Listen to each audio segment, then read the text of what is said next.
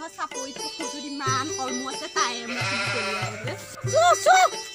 চাপৰিখনত সোমাই পেলাই ছাগলীৰ পৰা গোটেই সোপাই চাহ গছৰ পাতবোৰ খাবলৈ আহিছে।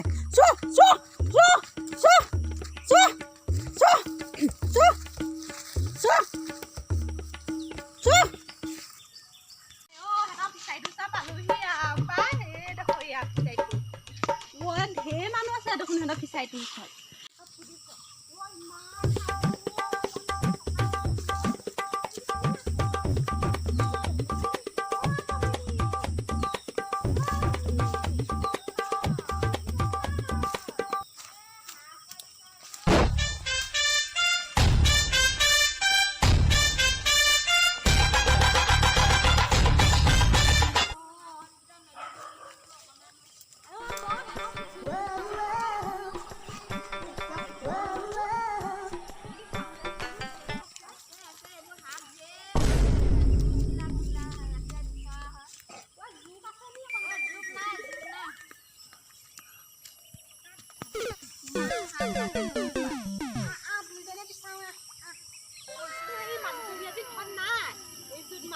মই বোলো নাথাকোঁতে বোলো মনে মনে ফল মূল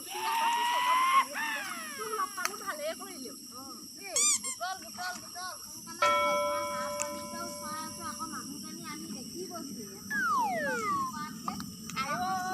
সেইদিনাখন কি হ'ল গম পাৱ নে? সিহঁতৰ বাৰীত কেনেবাকে ছাগলজনী সোমালে। মোৰ ছাগলজনী বান্ধি থৈ দিছিলে নহয়। পইচা লাগে হেনো। বাপেকে তাই ভিতৰলৈ যাওঁতে মনে মনে চুৰ কৰি লৈ গুচি আহিলো নহয়। তাৰপিছত খাইছো নিদিলো পইচা চুট পালে ভালকে। তাৰপিছত আৰু কিবা কিবি ছাগলী আমনি কৰে বুলি। মোৰ বদনাম ছাগলী আমনি কৰে বুলি কয়। তেহেঁতৰ আজি বাপেকে ছাগলীজনী কিজনীয়ে আমাৰ ঘৰ একদম বাগানৰ পাতবোৰ খাই খাই আদায় কৰিলে। এইজনী একদম মানে ছাগলীয়ে মাৰিবলৈ মন যায়, মানুহো গালি দিবলৈ মন যায় মোৰ। মই এতিয়া সেই পুখুৰীটো চাই আহোঁগৈচোন।